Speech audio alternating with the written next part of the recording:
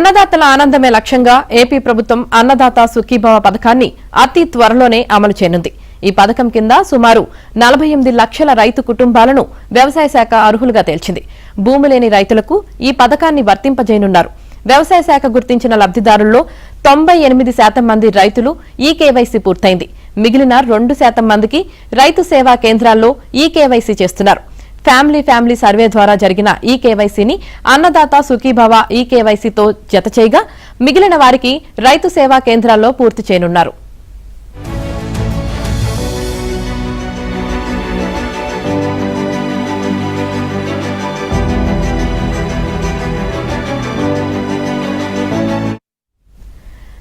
PM Kisan లో 3 దఫాలుగా ఏటా 6,000 పొందే రైతులందరికీ అన్నదాత సుఖీభవ కింద మరో 14,000 లబ్ది చేకూరనుంది.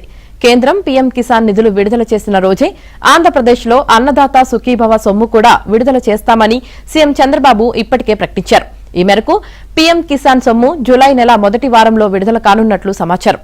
అదే రోజు అన్నదాత సుఖీభవ పథకం నిధులు కూడా జమ కానున్నాయి.